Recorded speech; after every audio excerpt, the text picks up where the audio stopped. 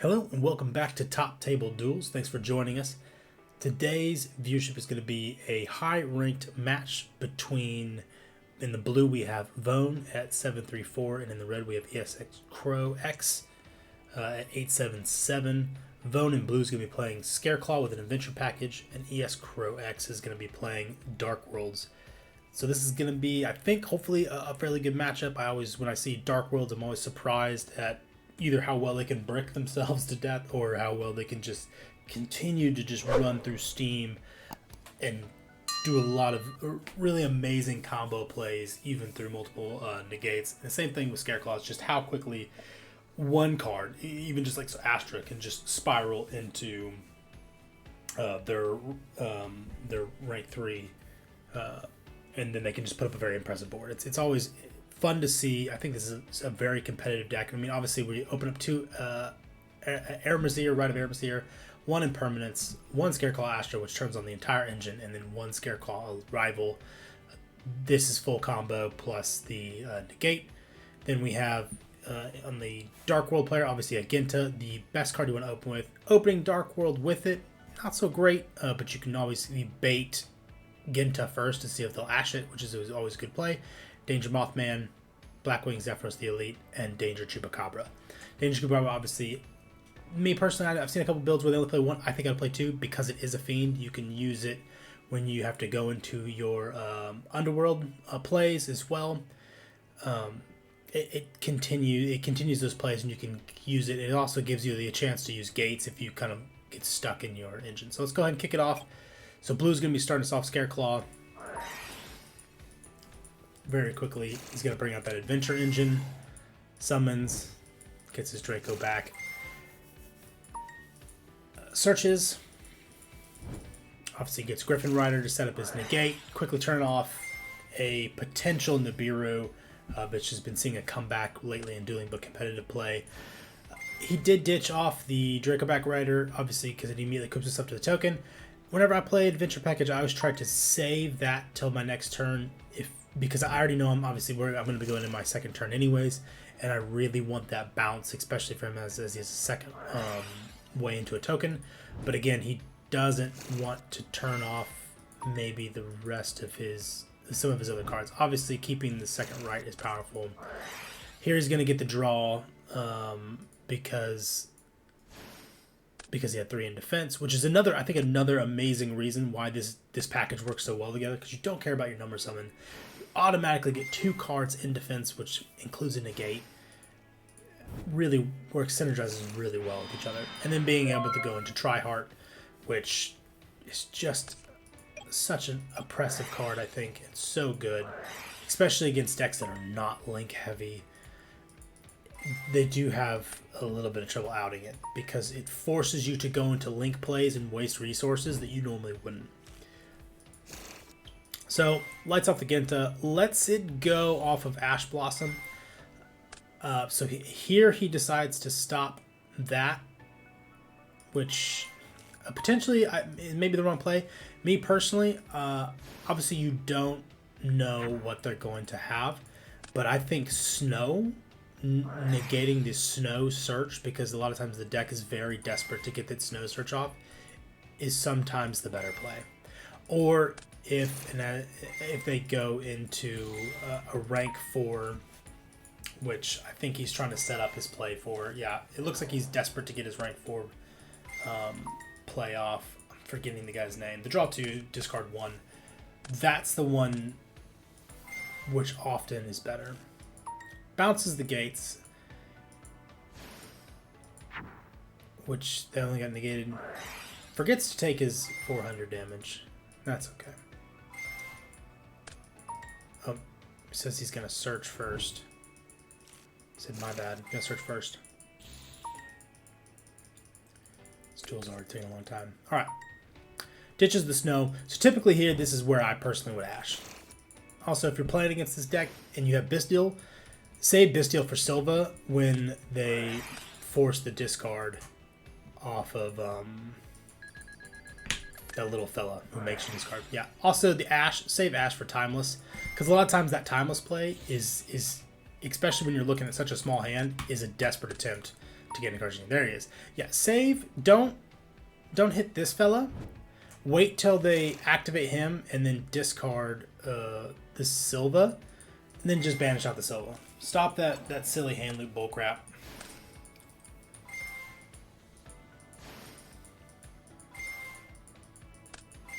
Gonna activate it.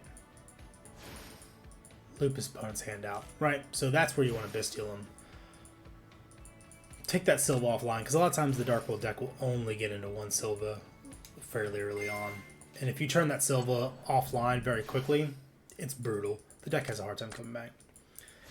Here we see him going into Muckraker. So a lot of his big negate plays have been turned off. But again, Danger Chupacabra. Hasn't activated Muckraker yet. Now he's locked into Fiends here. Always the best one. So that's the other one is turning Snow off early is fairly good too. Ashing Snow. Just the ability to toolbox anything in your deck, so good.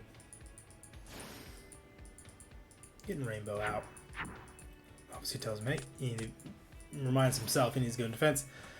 And the other thing, Nightmare Engine all being Fiend here, and he's co-linking is beautiful. The only downside, obviously, is he's not going to get the Snow Search for cost. But Nessie can get it. Yeah, if he pops back Nessie's going to get a search. Yeah, so he's playing at least 2 Chupacabra. I think that is the right way. If you're going to build this deck, I see people only playing 1. I think, especially if you're going to get locked into Muckraker, which happens frequently, you're going to need that. And then the 1 of Phantom Skyblaster also great play for the deck, because a lot of times you can make it fairly far into your combo line without ever having to use your normal summon, which is another great way to do this.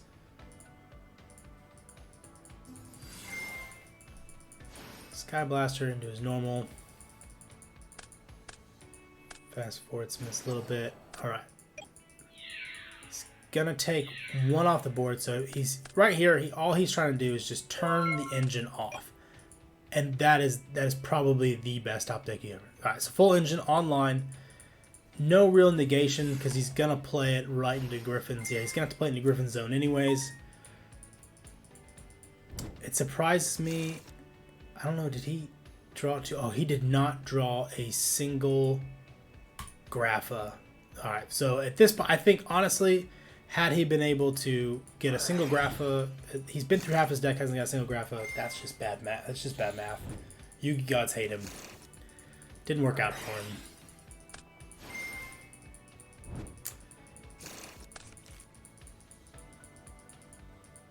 Alright. Skin Visa Starfrost. Pop him, but because it was Visa, he comes back. Gets the free pop.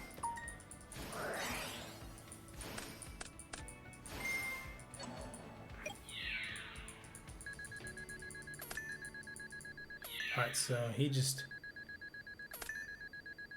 Yeah.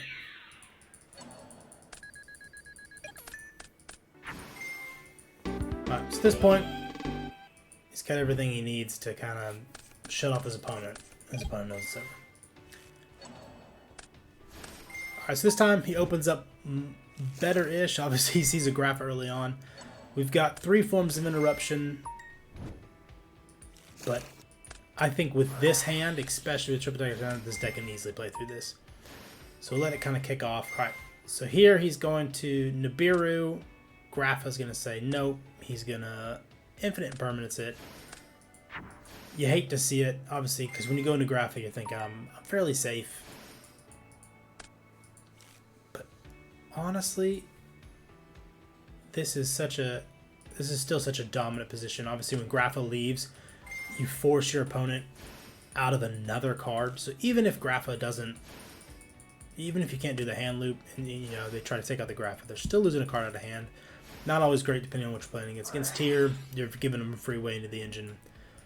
He looks at the hand and takes out the Foolish Burial. So this would let me know that he very much thinks he's gonna get. He'll get another Graph on board next turn, which means he's basically saying, I have the negate ready to go. you either have to do something about this or it's over.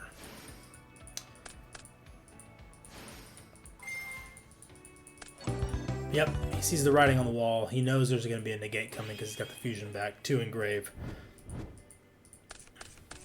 Tough position to be in. I'll say this though, while he's playing out this turn, this is... Yeah, so he's got the Foolish Burial.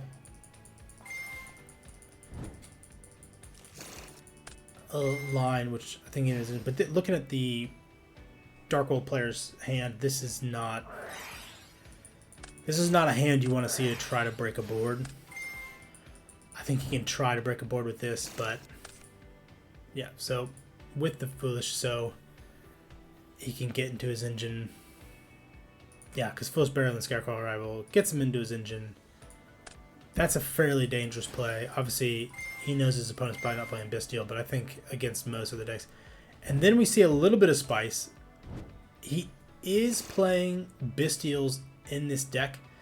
Obviously, we're seeing Lubellion. Probably sided it in because Bestials against Dark World is just amazing. Like I said, being able to hit the Silva on the play is absolutely brutal. As you can see, how many times I think ES Crow went into Silva last game? Probably a dozen times. It's the most common way of looping your special summon play and abusing that resource. But you definitely want to try to save it unless they're building up a huge negate board for the Cerulli. So, quickly looking at this, it's a double negate plus a double destruction, plus the Ash. Obviously, he didn't get into Tri-Heart, and it is what it is. He saved it, like I said, saved Drinkerback Rideable in his hand, obviously, because he needed to use that play, which I think is the right way to do this. So quickly, say no back row, no free pop next turn. Doesn't play gates. Obviously, me personally, I would have set gates first. Okay, no, I see what he's saying. He didn't want his opponent to potentially...